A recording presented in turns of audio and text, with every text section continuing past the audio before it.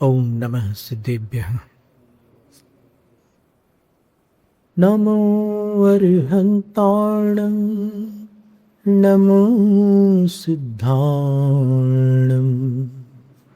नमो आयर्याणं नमो वज्झायाणं नमो लोये सव्वसाऊणम्।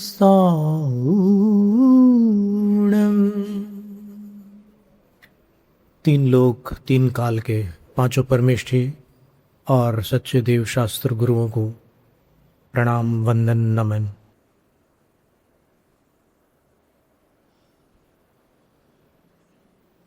पूर्व शताब्दी के ज्ञानी ध्यानी तपस्वी चारित्र चक्रवर्ती धर्म धुरंधर आचार्य शांति सागर गुरुराज को त्रिभक्ति पूर्वक नमोस्तु। अपने दीक्षा शिक्षा गुरु दिवंगत आचार्य श्री विद्यासागर महाराज और उनके संग नायक वर्तमान आचार्य समय सागर महाराज श्री को नमोस्तु। इस धरती पर आज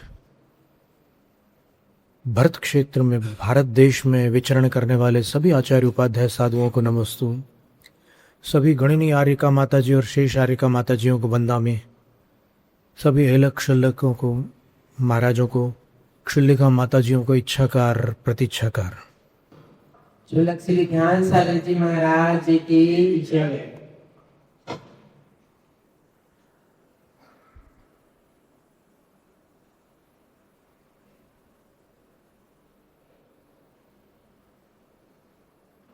एक विद्वान को उनके विद्वान मित्र ने प्रश्न किया कि आज देश भर में किसी नेता के वक्तव्यवश पिच्छी को लेकर एक प्रश्न खड़ा है कि जैन साधुओं के पास जो ये मयूर पिच्छिका है, इसके लिए लाखों मोरों का वध कहाँ तक उचित है।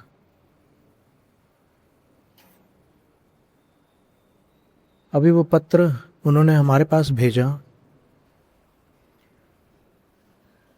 पंडित धर्मचंद संघई जो अलग अलग संघों में संस्कृत पढ़ाते हैं और हमारे गुरु आचार्य विद्यासागर महाराज श्री जब विद्याधर ब्रह्मचारी थे तब उनके गुरु ज्ञान सागर महाराज श्री थे, उनके ही पूर्व शिष्य है, मतलब आचार्य श्री से भी पूर्ववर्ती शिष्य पंडित धर्मचंद जी हैं। तो उन्होंने हमें एक पत्र भेजा कि ये प्रश्न उनके किन्हीं विद्वान मित्र ने किया है, तो समाधान क्या है। पंखों की आवाज कुछ अधिक हो रही है क्या?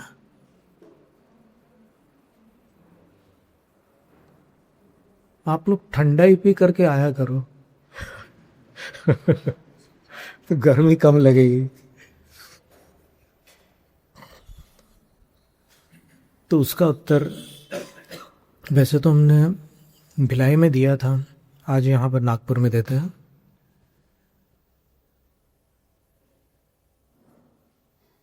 कभी कभी कुछ आरोप यथार्थ होते हैं और कभी कभी अयथार्थ भी होते हैं।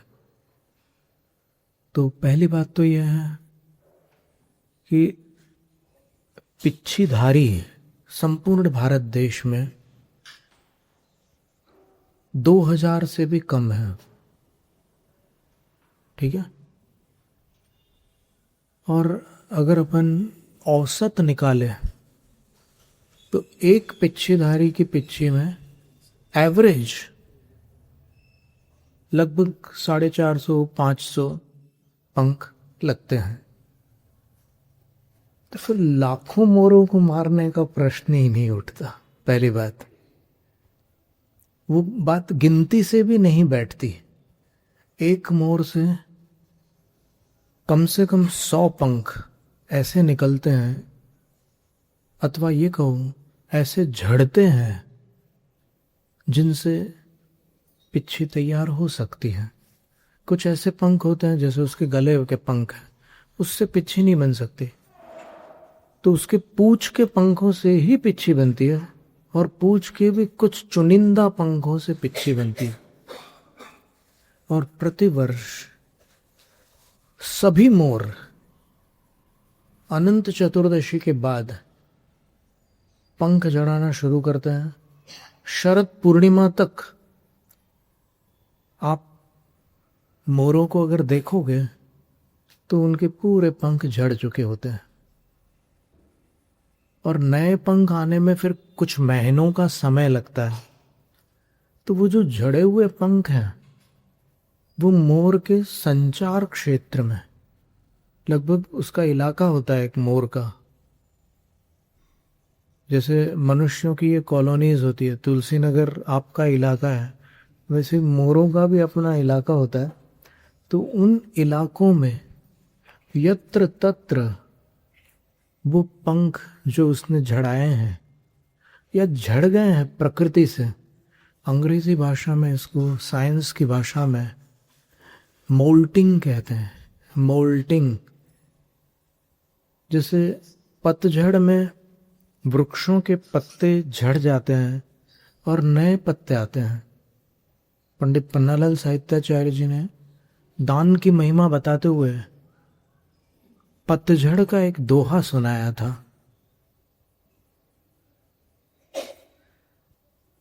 जब वसंत याचक भये, तरु मिल दीने पात, या से नव पल्लव भये, दियो व्यर्थ नहीं जात। अर्थ समझ में आया? पुरानी हिंदी है। जब बसंत ऋतु ने याचना की तो सब वृक्षों ने अपने अपने पत्ते दान में दे दिए।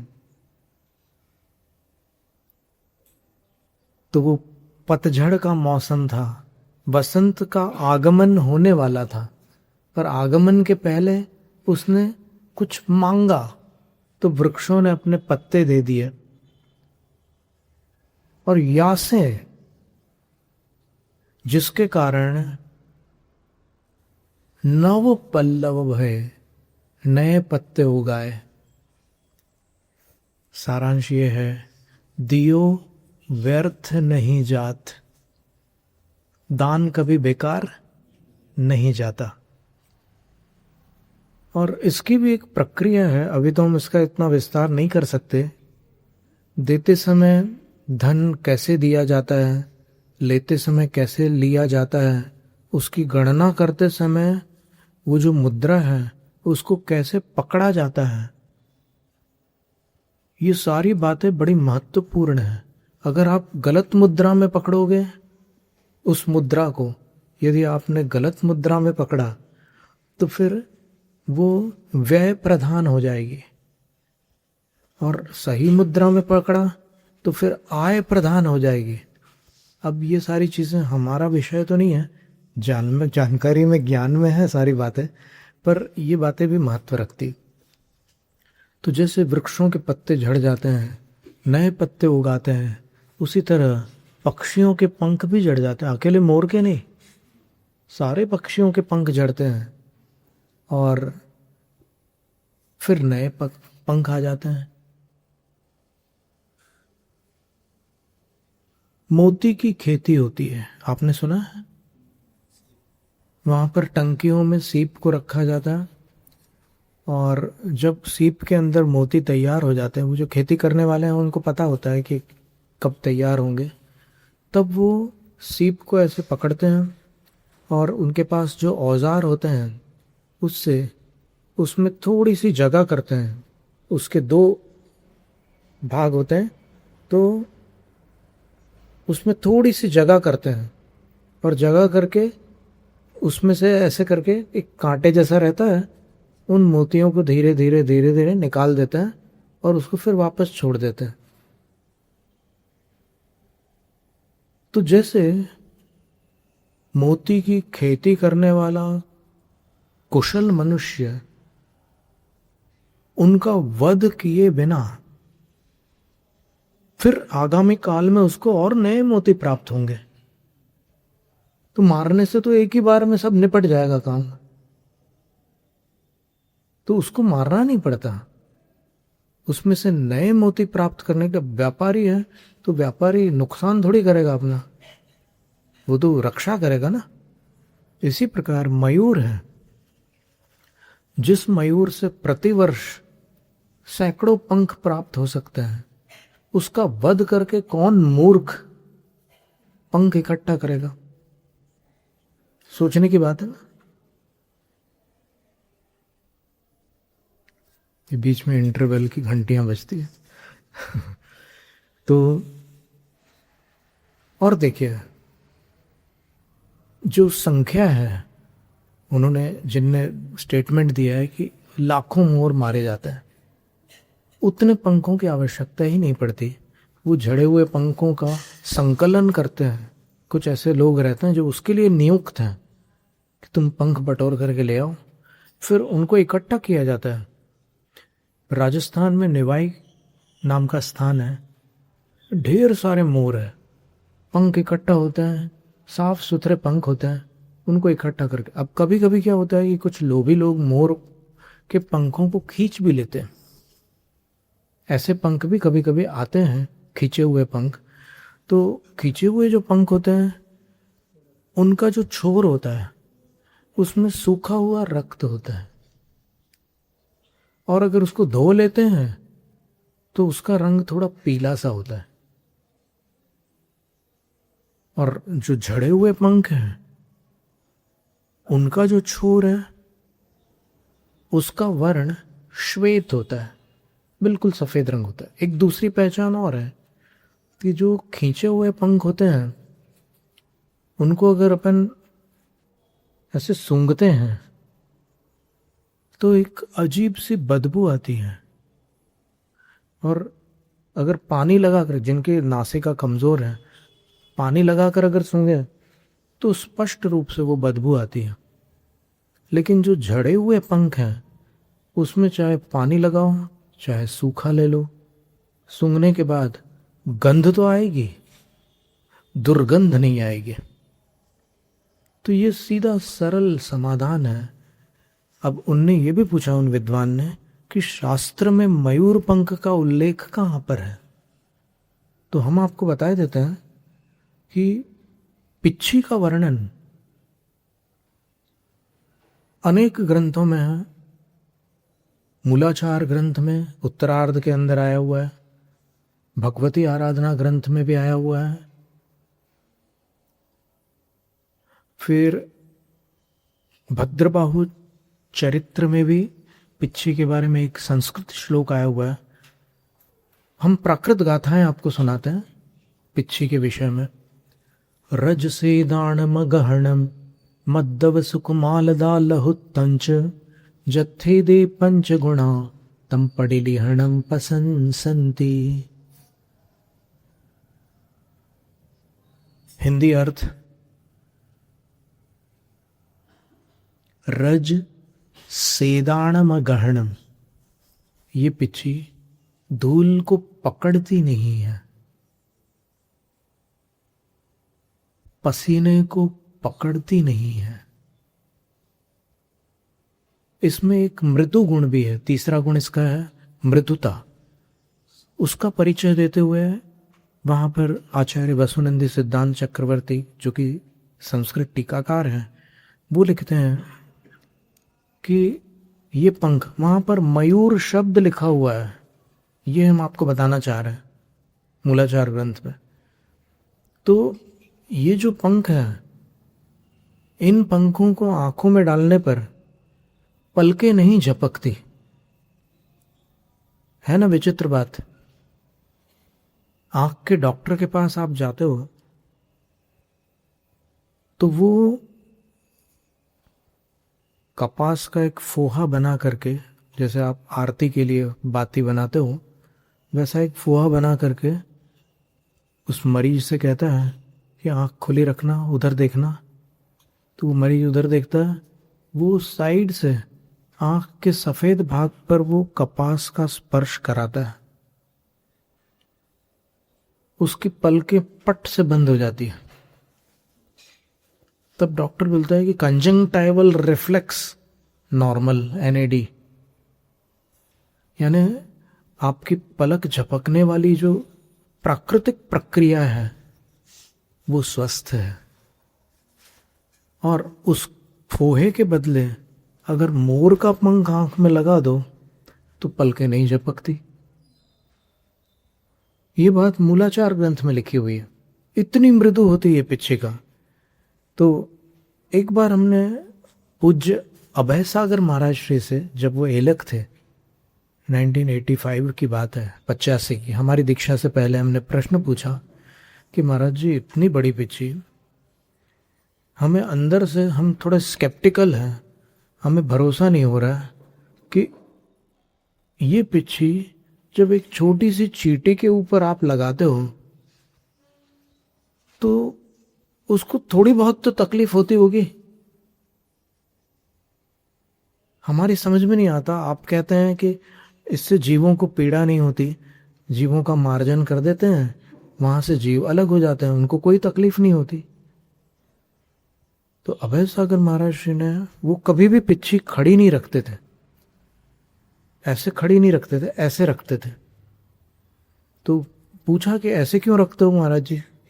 तो बोले कि खड़ी रखने से ये पंख ऐसे थोड़े से मुड़ जाते हैं और सीधी रखने से वो ज्यों के त्यों सीधे रहते हैं। और उनने हमें पिच्छी लगाना सिखाया कि पिच्छी कैसे लगाई जाती है। कभी भविष्य में आपके हाथ में पिच्छी आए तो सीख लो ये तरीका। उनने बताया कि आप जिस जीव का मार्जन कर रहे हैं, आप पिच्छी का मध्य भाग उसके ऊपर रखिए और ऐसे उसको धीरे से खिसकाइए। अब देखो, हृदय में करुणा होगी तो आप ऐसे जोर से, जैसे गुस्से में खिड़की बंद कर देते हैं ना गृहस्थ लोग, वैसे उस तरीके से आप नहीं लगाएंगे पिच्छी। एकदम मृदुता के साथ उस जीव को धीरे से खिसकाना है आपको, झाड़ना नहीं है उसको। ये पिच्छी झाड़ने के काम नहीं आती, मतलब झाड़ू जैसे उपयोग करने के लिए नहीं है, लेकिन ऐसे उन जीवों का मार्जन करने के लिए, उनको धीरे से खिसकाने के लिए काम आती है।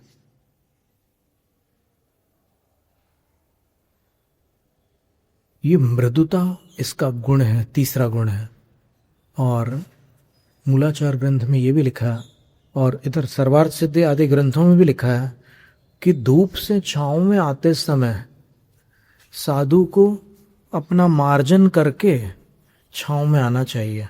क्यों? ताकि धूप के अगर कोई जीव उनके शरीर पर आ गए हों तो वो धूप में रह जाए, और छांव से धूप में जाते समय फिर शरीर का मार्जन करना चाहिए। क्यों? ताकि छांव के जीव धूप में पीड़ित न हों। आप सोचिए कि जब इतनी बारीकी से जीव दया का पालन इस पिच्छिका के द्वारा किया जाता है, तब इस पिच्छिका के लिए हिंसक पंखों का प्रयोग करना कैसे संभव है? संभव ही नहीं है। इतनी दया का इससे पालन होता है। फिर कभी कभी साधु कई संघों में पिच्छी से आशीर्वाद देता है। आचार्य विद्यासागर महाराज श्री कभी कभी देते थे। जिनको पता नहीं है वो मुंह बंद रखिएगा, और हमें खुद दिया है इसलिए हम तो विश्वास पूर्वक कह सकते हैं कि उन्होंने दिया है आशीर्वाद। जब भोपाल से वो विहार कर रहे थे 27 जनवरी 2003 को, तब हम उनको छोड़ने गए और जाते जाते उन्होंने ऐसे हाथ से आशीर्वाद दिया, फिर ऐसे सिर को छुआ और फिर पिच्छी से आशीर्वाद दिया। वो वात्सल्य है गुरु का और उनकी करुणा है। उन्होंने आशीर्वाद दिया और फिर चले गए। तो अब कभी कोई व्रत लेता है तब भी पिच्छी से आशीर्वाद दे देते थे। फिर कभी नहीं भी देते थे तो फिर ये तुलना मत करना कि यार उनको तो दे दिया, मेरे को नहीं दिया। उनने जो दिया आपको पता ही नहीं चलेगा क्या दिया। सामने वाले को पता ही नहीं चलता है, लेकिन कुछ समय बाद पता चलता है कि मैं उनके आशीर्वाद से माला माल हो गया, बाद में पता चलता है। तो बातों बातों में ये बीच में चर्चा आई आशीर्वाद वाली। तो ये पिच्छी जो है, इस पिच्छी की प्रथम गुण में बताया कि ये धूल नहीं पकड़ती, दूसरा गुण था ये पसीना नहीं पकड़ती, तीसरा गुण था ये मृदु होती है, आंखों में भी पीड़ा नहीं पहुंचाती। तो अभय सागर महाराज श्री ने ऐसे पिच्छी उठाई और सामने एक चींटी चल रही थी और उन्होंने उस विधि से बिल्कुल पिच्छी के बीच के भाग से मृदुता से, पूरा पिच्छी उसके ऊपर नहीं रख दी थी, ऐसे धीरे से उसके ऊपर लगाई और ऐसे उसको 1.5 फुट दूर खिसकाया। हम बहुत सावधानी से देख रहे थे क्योंकि हमें अभ्यास था, साइंस के स्टूडेंट होने के कारण लैब में देखते रहते थे कि कुछ करने के बाद क्या उसकी प्रतिक्रिया होती है। तो हमने देखा उसको, तो चींटी की जो गति थी फूंक मारने पर बदल जाती है। आपको भी अनुभव होगा कि अगर कोई चींटी को फूंक मारे तो उसके वेग में परिवर्तन आ जाते हैं, उसकी चाल बदल जाती है। लेकिन महाराज जी ने जिस तरीके से पिच्छी लगाई थी, वो चींटी 1.5 फुट दूर जाने के बावजूद उसी चाल से चल रही थी जिस चाल से पहले चल रही थी। हमने ऐसे हाथ जोड़े और उनकी शिक्षा को शिरोधार्य किया। बड़े विद्वान और बड़े गुणी साधु हैं। एमकॉम तक लौकिक पढ़ाई की थी और उसके बाद संघ में इतने सारे संदर्भ वो कहीं नहीं मिलेंगे जितने उनके पास है। अभय सागर महाराज जी, प्रसिद्धि भले ही कम हो, कभी कभी ऐसे जीव होते हैं जिनकी प्रसिद्धि कम है लेकिन सिद्धि निकट है। तो अंत के 2 गुण हैं, सुकुमालदा लहुत्तम च। इस पिच्छी में सुंदरता होती है। सुकुमाल का अर्थ है सुंदर, तो सुंदरता होती है। सबको पता है कि मोर के पंखों से जो पिच्छी बनती है वो सुंदर होती है। और अंतिम गुण है लघुत्व।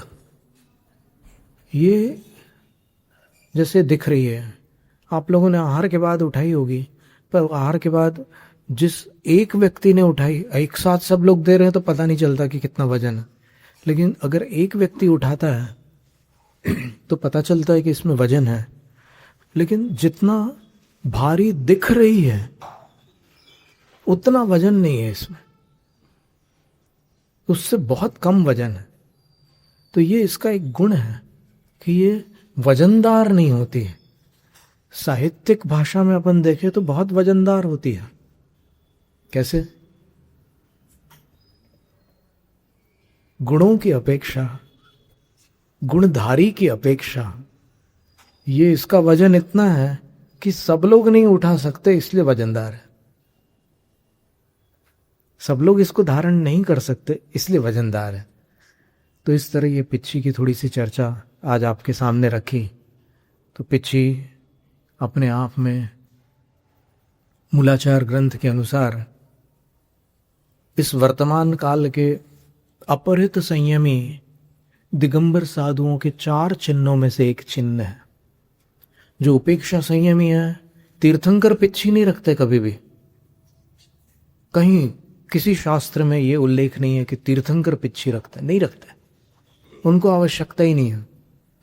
और ऐसी कई रिद्धियां हैं साधुओं की जिन रिद्धियों के साथ पिच्छी की आवश्यकता नहीं पड़ती।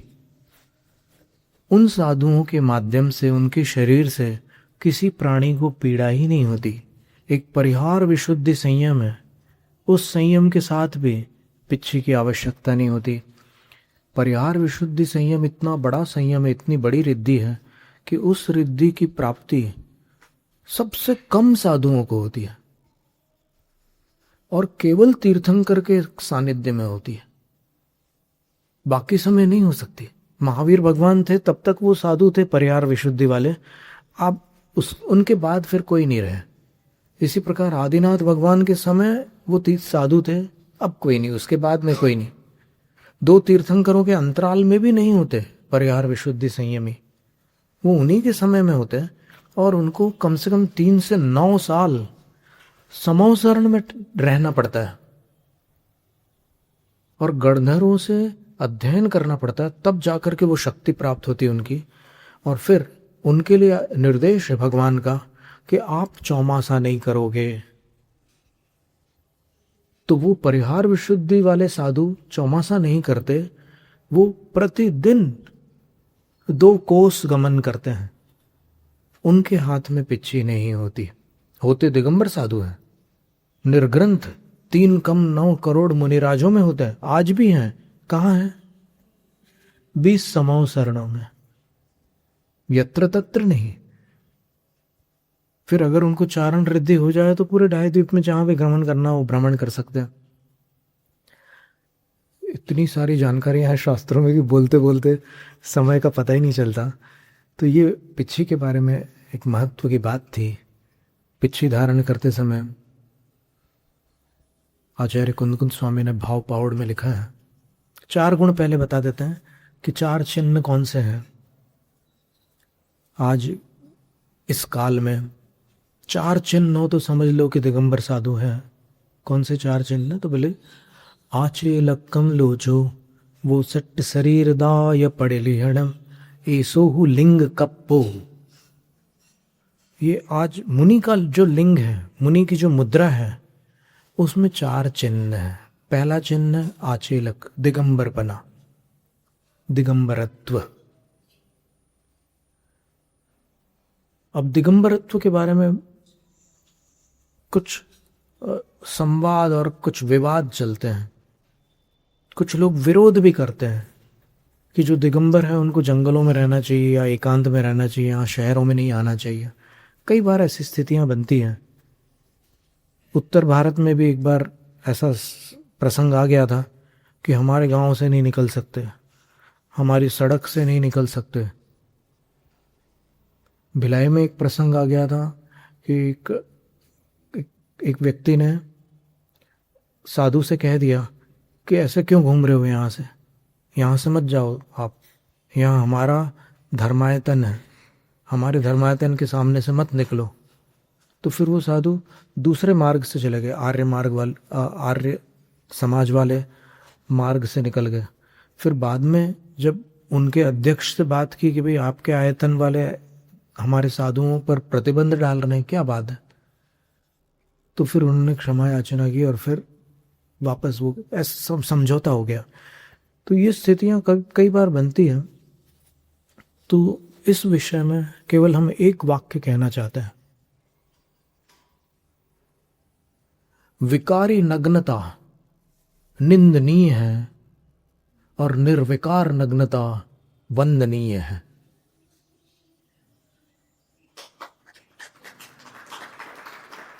फिर से बोले, विकारी नग्नता निंदनीय है और निर्विकार नग्नता वंदनीय है। ये पहला चिन्ह है दिगंबर साधु का।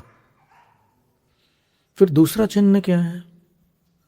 लोचो, केशलोंच करते हैं वो।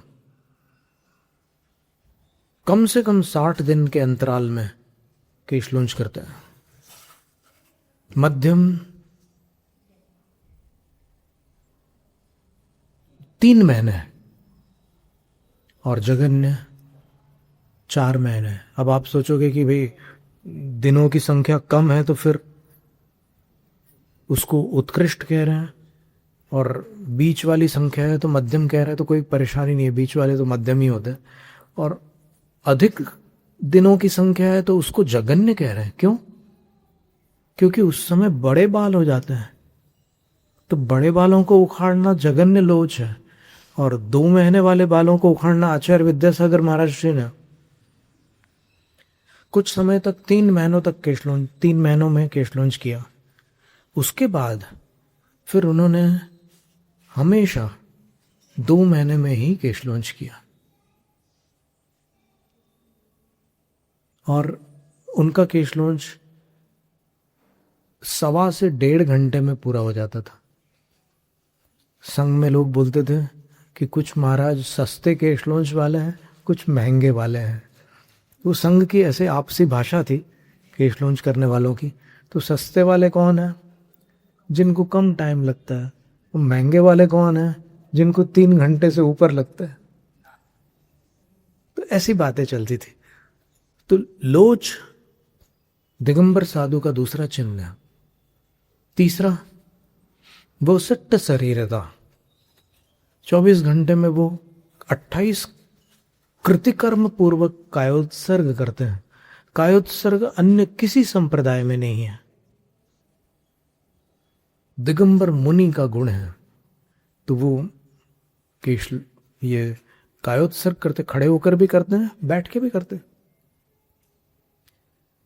और अंतिम है, आप बताइए अंतिम कौन सा है? पिच्छी, जिसकी चर्चा चल रही है। अब इसमें सोचने की क्या बात है? तो 4 चिन्ह कौन से हुए बताइए कोई, नहीं तो फिर सुनते जाओ और बोलते जाओ।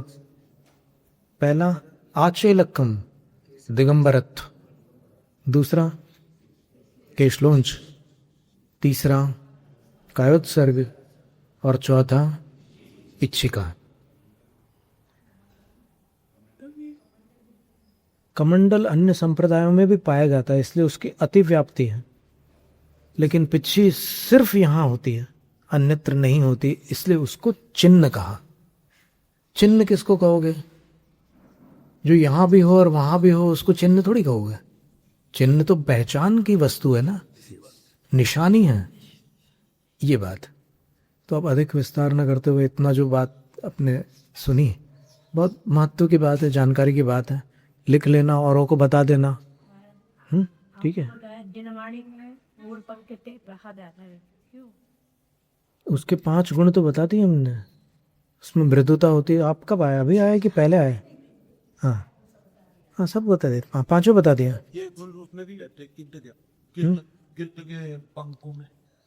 देखो, आपत्ति काले मर्यादा नास्ति, ये नीति है कि कभी कदाचित कोई ऐसी परिस्थिति आ गई और फिर कुछ मजबूरी में कुछ और करना पड़ा, पिच्छी के पंख नहीं मिले, तो वो आपत्ति काल की एक व्यवस्था है, वो मार्ग नहीं है। समझ गया? जैसे हमने अपने बारे में बताया कि हमने 40 वर्षों तक पद विहार किया, फिर शरीर की कोई ऐसी स्थिति बनी कि हमें बड़ों के निर्देशानुसार इसमें आना पड़ा साधन में, और अभी भी हमारा हृदय रोता है कि ये मजबूरी आ गई है, क्या करें। तो ये आपत्ति काल वाली बात हो गई। ये कोई मार्ग नहीं और न कोई हमारी क्रिया है। ये हम मानते हैं कि ये बिल्कुल उचित नहीं है, फिर उसका प्रायश्चित भी करते रहता है। तो ये पिच्छी का एक चित्रण था। नागपुर में संयोग से आज ये विषय निकल गया, क्योंकि क्या हुआ कि हम पहले पिच्छी हमने यहाँ रखे थे, फिर यहाँ शास्त्र विराजमान हुए, फिर हमने सोचा कि यहाँ रखे तो फिर वो पीछे हो जाती है। तो फिर यहाँ थोड़ी सी सामने जगह थी तो हमने ऐसे रखा। तो हमने सोचा कि यार पिच्छी पिच्छी बार बार क्यों ये हो रहा, तो चलो आज पिच्छी के बारे में बता देते हैं। जैनम जय। अरिहंत को नमन, अरिहंत को नमन, सिद्ध प्रभु को नमन, सिद्ध प्रभु को नमन, आचार्य को नमन, आचार्य को नमन, उपाध्याय को नमन, उपाध्याय को नमन, सर्व साधु को नमन, सर्व साधु को नमन, ये है मेरे पंच गुरु, इनको सदा नमन, इनके नमन से हो मुक्ति पथ पे गमन, इनकी ही भक्ति में हो मेरे मन वचन, अरिहंत जय जय, सिद्ध प्रभु जय जय, साधु जन जय जय, जिन धर्म जय जय। अरिहंत मंगल सिद्ध प्रभु मंगल, साधु जन मंगल, जिन धर्म मंगल। अरिहंत उत्तम सिद्ध प्रभु उत्तम, साधु जन उत्तम, जिन धर्म उत्तम। अरिहंत शरणा सिद्ध प्रभु शरणा, साधु जन शरणा, जिन धर्म शरणा।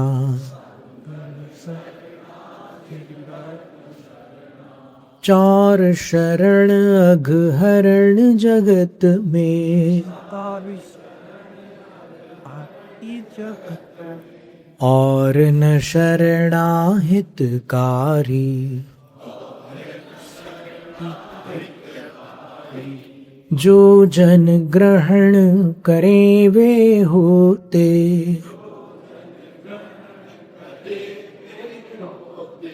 अजर अमर पद के धारी। नमस्कार श्री अरिहंतों को,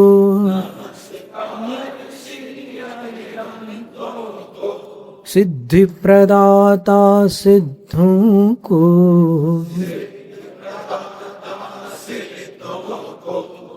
आचार्यों को उपाध्यायों को,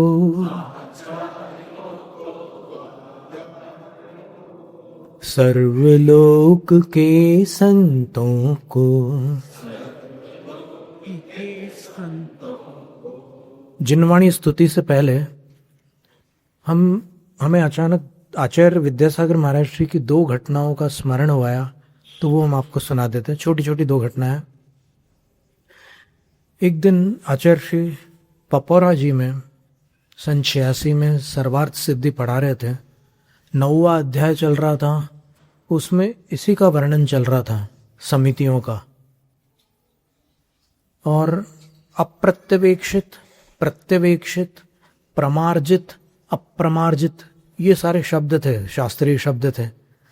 तो उसका अर्थ ये था कि पिच्छी उठाते समय भी साधु को सावधानी रखनी होती है। मार्जन के समय तो रखनी आवश्यक है ही, लेकिन पिच्छी जब हाथ में लेते हैं, कहीं रखी है पिच्छी, उठाते समय भी सावधान रहना चाहिए।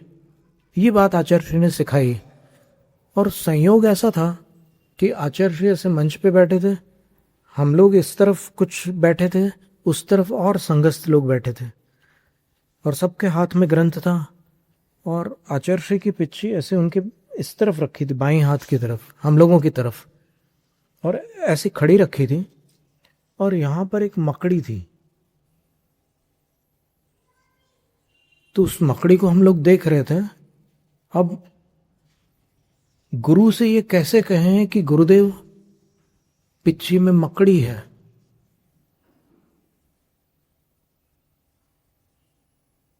लेकिन जो चीज आचार्य श्री ने थोड़ी ही देर पहले स्वाध्याय में सबको समझाई थी कि पिच्छी भी सावधानी से उठानी होती है पिच्छीधारी को, तो जब वहां पर जिनवाणी स्तुति हुई, सब लोग उठ करके जाने लगे, तो आचार्य श्री भी अपने आसन से उठे।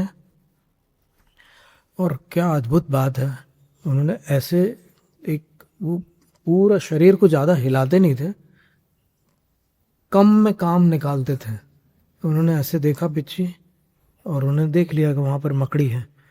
उन्होंने ऐसे करके पिच्छी उठाई, नहीं तो ऐसे करके उठा लेते हैं, पर उन्होंने ये छोटी उंगली से, कनिष्ठा से पिच्छी उठाई। तो उस दिन ऐसा लगा कि जैसे ये कथनी करनी और एक है, इनकी कथनी और करनी एक। ये सिर्फ सिखाते नहीं हैं, ये स्वयं अमल करके सिखाते हैं। तो वो सैंपल उस दिन देखने मिला। और दूसरी बात, एक बार कुछ शिष्यों ने बड़ी पिच्छी बनाई है और आचार्य से कहा कि आप सबसे बड़े हैं तो आपके हाथ में बड़ी पिच्छी शोभा देगी। आचार्य ने जो उत्तर दिया वो सुनने लायक है। ये संस्मरण शायद कहीं मिलेगा भी नहीं, छपा भी नहीं होगा कहीं। उन्होंने उत्तर दिया कि मेरे गुरु 250 पंख से अधिक पंखों वाली पिच्छी कभी नहीं लेते थे, फिर मैं उनका चेला 1000 पंखों की पिच्छी कैसे ले सकता हूं। तो आचार्य 400-500 पंखों की पिच्छी लेते थे। और अंत की जो पिच्छी है वो तो आप देख सकते हैं, उनकी आपने देखा भी होगा या उनके चित्रों में देखिएगा कि पिच्छी कभी भी भारी पिच्छी आचार्य अपने हाथ में नहीं रखते थे। आचार्य सबसे भारी थे लेकिन उनकी पिच्छी कभी भी भारी नहीं होती थी। जैनम जयतु शासन। जावाणी के ज्ञान ते लो कालो सुवाणी मस्तक चढ़ सदा देत हूँ भोग